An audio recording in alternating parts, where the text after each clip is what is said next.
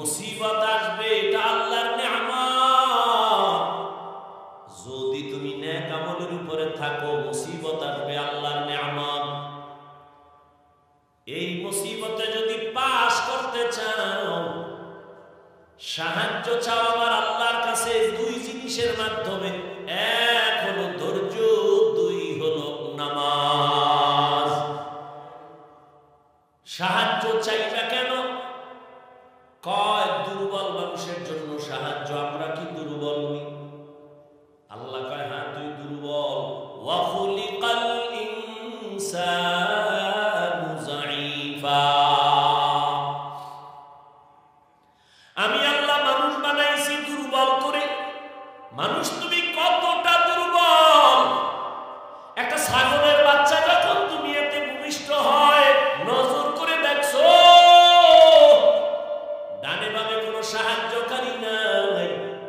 বকরি তার বাচ্চাটা প্রসব করা মাত্র 4 পায়ে বকরি সাথে সাথে দাঁড়ায় যায়, ঠিক নেই? আর আমরা মানুষ কত দুর্বল!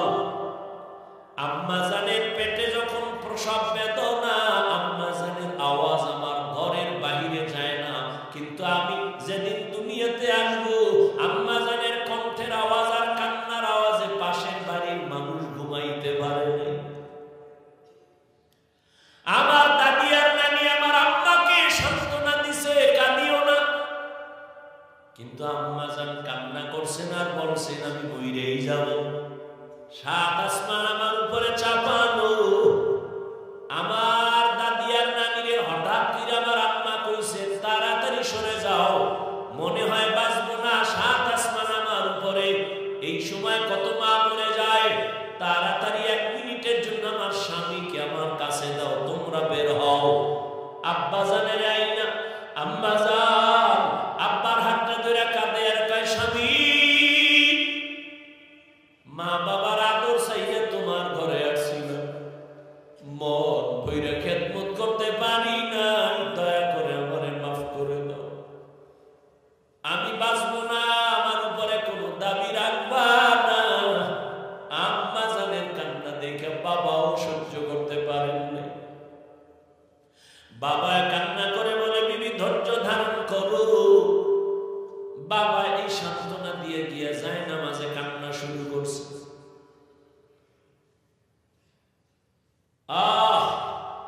ও সন্তান,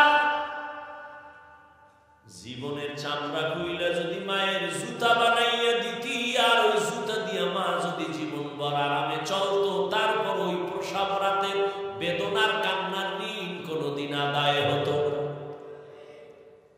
জীবনের মূল কষ্ট মায়ের প্রসব বেদনা।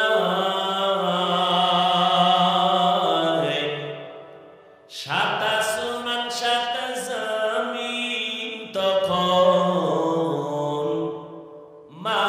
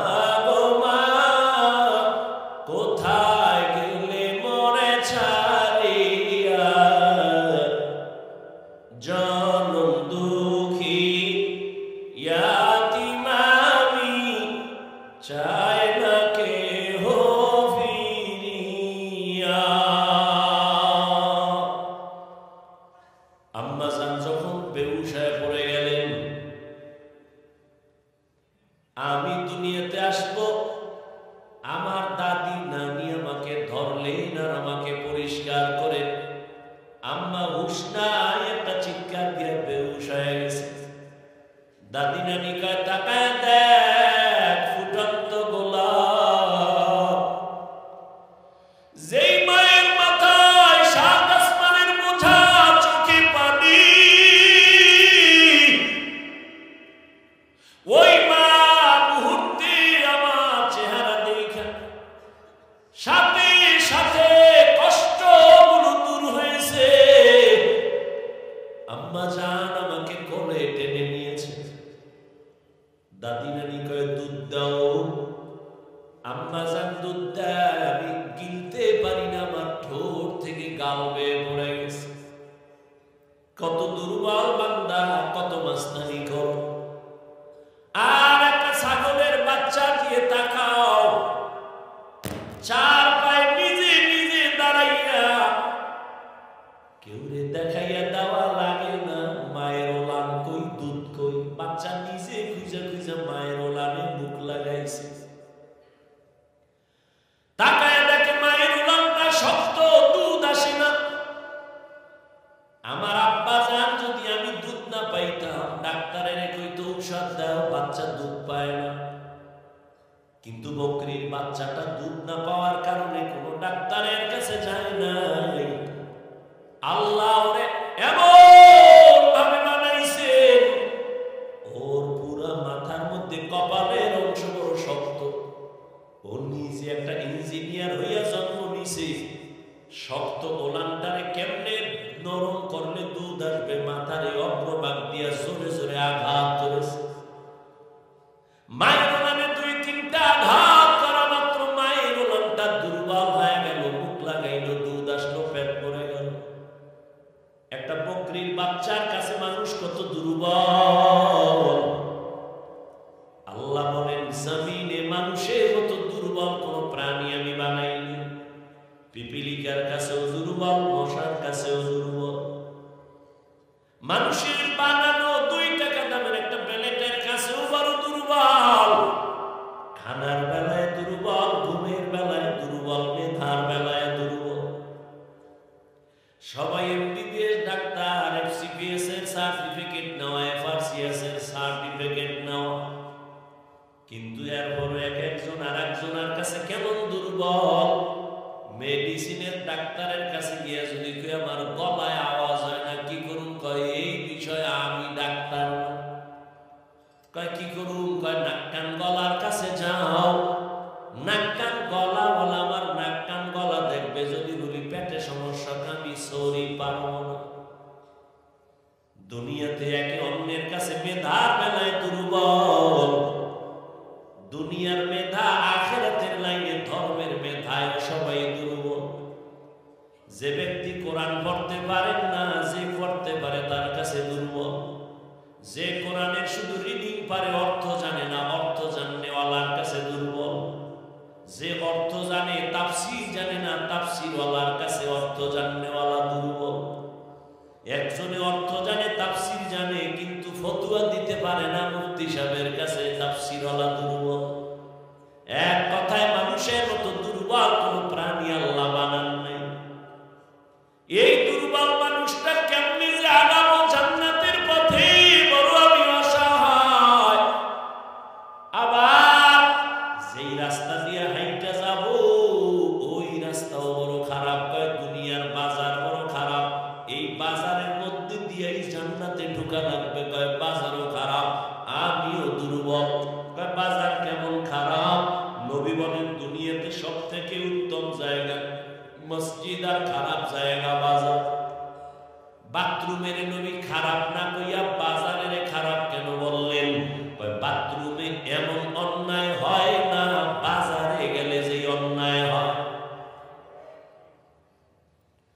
এজন্য বাজার খারাপ। কিন্তু কিছু মানুষের ঘুম ভাঙ্গে বাজারে, ঘুম আসে বাজার। সারাদিন দোকানে বসে চায়ের দোকানে চাপাবাজি করবে আর ফাও চা খাইবে। এরকম চাপাবাজ আছে না?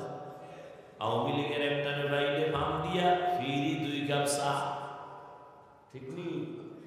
বিএনপির একজনের ভাইয়ে কয় আওয়ামী লীগ গেছে, আর নবী কেয়ামত হইল আর আসবে না। তোমরা ধান লয়ে খাড়ায় যাও, ফাম দাম দিছে কয় হুদা চা চাইরে রুটি হতে খাইয়া লইয়া ফাম দিয়ে এরকম 13 কাপ চা খাইয়া লাইছে খাও। আর একের কথা অন্যের লাগায় তুমুল ভাবে ঝগড়া, বাজারে আগুন। এজন্য নবী বলছেন বাজার বড় খারাপ আর মসজিদ বড় দামি। খারাপ জায়গায় খারাপ মানুষের আড্ডা, দামি জায়গায় দামি মানুষের আড্ডা।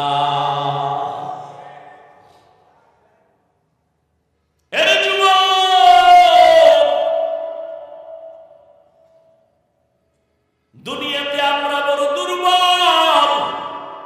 ঢাকা চিড়িয়াখানায় গিয়ে দেখবা একটা বাঘের দৈনিক খানা 17 কেজি গোশত পারবেনি। গাজীপুরের কোন খাদক সাহেব 3 বেলায় 17 কেজি মারবে আছে? না থাকলে কি হইব? ধাক্কা ধাক্কি চলে। ডাক্তার কইছে মিষ্টি খাবি না হারাম, হে গেছে মিলাদুন নবীর জেলাপি খাইতে মসজিদ। ঠিক নেই? এক হাত দিয়ে 1 প্যাকেট লইয়া মানুষের ভিড়ে তল দিয়া আর হাত ঢুকাই দিছে। পিছন দিক দিয়ে একজনে তাকায় দেখে ও 2টা টানে, আমি একটাও পাই না। ওর বগলের তলেরটা টাইনে দৌড় দিছে। আর কি পেছন দিয়ে ধইরা মাইর। এবার দুইজনে ধাক্কা ধাক্কি করতে করতে যেই প্যাকেটটাও পাইছিল পায়ের তলে বইরা ভর্তা। কতক্ষণ পর ধাক্কা ধাক্কি করে ঘামায় গেছে, তাকায় দেখে পিছেও কেউ নাই, মসজিদ খালি আমরা দুইজন। কানে ধরে তওবা করে আর জীবনে মসজিদে আমু না কেন? কয় প্যাকেট হয়নি। খাওয়ানোর জন্য পাগল। কত পারবি? কয় 1 কেজি গরু খাওয়ার শক্তি নাই। কয় খাইলে কিন্তু বাথরুমের দরজা আগের থেকে খোলা রাখতে হয়, নিম্ন চাপ। অথচ ওই জমিনের মধ্যে বড় বড় সমুদ্রে নীল তিমি আছে। এক একটা নীল তিমির খাদ্য তালিকা প্রতিদিন 1000 কেজি চিংড়ি মাছ। কে খাওয়ায়? খারাপ কপাল ভরা মানুষ কে খাওয়ায়? গর্তের পিপিলিকারে কে রিজিক দেয়? সত্য কথা স্বীকার করো। মশা মাছির খানা কে দেয়? জঙ্গলে হাজারো প্রাণী, ওদের খানা কে দেয়? উড়ন্ত পাখি শূন্যের মধ্যে ঘুরে ঘুরে পেট ভরে সন্ধ্যাবেলা বাসায় এসে হাজির। নিজের পেটও ভরা, বাচ্চার খানাও নিয়ে আসলো। বলো উড়ন্ত পাখির রিজিক কে দিয়েছেন? নদীর মধ্যে সমুদ্রে হাজারো কোটি কোটি মাছ কে খানা দেয়? বলতে পারবেননি সাগরের মাছগুলো না খাইয়া কোনোদিন শুকায় গেছে? জঙ্গলের প্রাণীর খানা নিতে আপনাদের এই গাজীপুরে সকাল 8টায় আসছে, এলাকায় আসছে। এই যে আপনাদের পাশে পার্ক আছে না, জঙ্গল, শিয়াল আছে না, কত কিছু আছে। ওরা কি আসে গাজীপুরে সকাল 8টায় নাস্তা করতে? ওগো কাছে খানা পৌঁছায় কে দেয়? বলুন তো। শিয়াল, জঙ্গলের প্রাণী, নদীর মাছ, আরো আরো যারা এই যেগুলোর নাম বললাম, ওরা দামি না আমরা দামি? তো ওগো কাছে যদি খোদায় রিজিক দিতে পারে, আমগো কাছে আরো আগে দিবে না? তো আমরা কুত্তার মতো ভালো হয়েছি কেন? চরিত্র খারাপ হয়ে গেছে। কুত্তার ভালো লাগে না খাওয়ানোর লেগে। বাঙালি যেই ভালো, বাইরে সবাই ঘিরে গেছে, ও একা খাইবে। ইন্ডিয়ার খবর না শোনার বাংলা। হাটাজারি থানার ভেতরে 2 ভাই মিলে একটা একসাথের একটা বিল্ডিং বানাইছে, বাগ বাগ করে টাকা দিছে। কিন্তু এখন বড়াই করে, বড় ভাই কয়ে পুরাটা আমি করছি, ছোট ভাই কয়ে সব টাকা আমার। শুনতে শুনতে কথা এসে আম্মাজানদের কানের ভিতরে আর সাংবাদিক লাগবে না, কাম হয়ে গেছে। আম্মাজানেরা তিলের তাল বানায় স্বামীর কান্ডারে গরম বানায় দিছে। এবার দুইজনের ভিতরে ঝগড়া, ভাইয়ের মধ্যে দ্বন্দ্ব। বড় ভাই যতই বাহাদুরি করুক না কেন, ছোট ভাইদের প্রতি একটা আলাদা দরদ আছে, মায়া আছে, ছাড় দেওয়ার মতো মন আছে, যেটা অন্যদের থাকে না। বড় ভাই একটু কম কয়, ছোট ভাই বেশি করে। ছোট ভাই কয় কয় কয় কয় কিন্তু জালটাও পিটাইতে চায়।